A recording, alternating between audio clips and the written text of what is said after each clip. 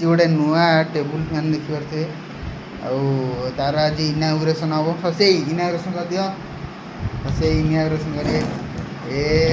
Ready ଦେଖିବେ କ'ଣ କ'ଣ ଅଛି ତା ଭିତରେ ନୂଆ ଆଜି ବାହାରିଛି କ'ଣ।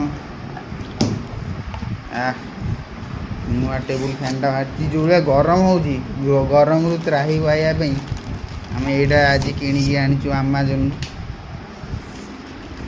ତା ମେସିନ୍ଟା ଏଇଟା ରହିଲା ତାର କ'ଣ ଷ୍ଟାଣ୍ଡ, ତଳ ଷ୍ଟାଣ୍ଡଟା ଏଇଟା ଦେଖିବା ଖୋଲିଲା ବେଳେ କ'ଣ ଆଉ ଏଇଟା ଦେଖିପାରୁଥିବେ।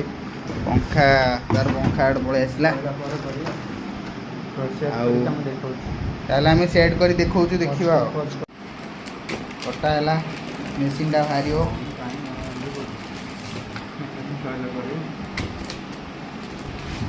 ରେଡ଼ି।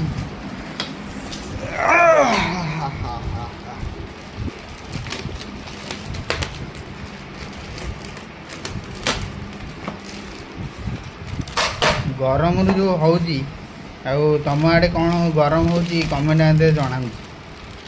ଏ ଗରମରୁ ତ୍ରାହି ପାଇବା ପାଇଁ କ'ଣ ସବୁ ପଦକ୍ଷେପ ନେଉଛୁ। ଆମେ ତ ଫ୍ୟାନ୍ ଆଣିଛୁ, ଆପଣମାନେ କ'ଣ ଆଣିଛନ୍ତି କମେଣ୍ଟ ମଧ୍ୟରେ ଜଣାନ୍ତୁ।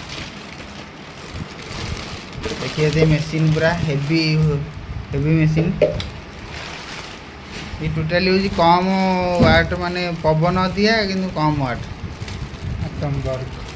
ଆଟମ୍ ଗର୍ ଦେଖିପାରୁଥିବେ କମ୍ପାନୀ ନା। ଆଉ ଚାଲିଲା ଆଉ। ତ ସେ ଆମର ମେକାନିକ୍, ସେ ସବୁ କାମ କରିବେ।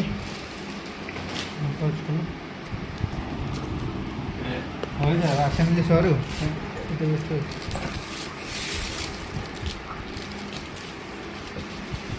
ତା ତଳ ଷ୍ଟାଣ୍ଡଟା ବାହାରିଗଲା।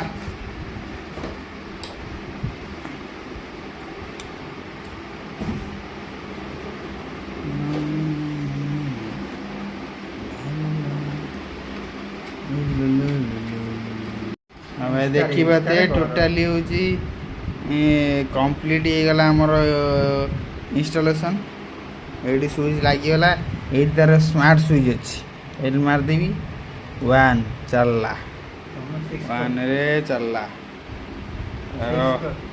ପବନ ପୁରା ଏସି କାଟିବ। ଆଉ 2 କରିଦେବୁ, ସ୍ପିଡ୍ ଅଛି 1 2 3 4 5 6 6 ନମ୍ବର ଅଛି। 6ନେ ଦେଖିପାରୁଥିବେ ପୁରା ଏସି ଭଳିଆ ପବନ ଦେଉଛି। ଏସି କିଛି ନୁହଁ। ଆପଣମାନେ ଯଦି କିଣିବାକୁ ଚାହୁଁଛନ୍ତି ତାହେଲେ ଆଟମ୍ ବର୍ଗ କମ୍ପାନୀର ଏଇ ସ୍ମାର୍ଟ ଏଇଟା କ'ଣ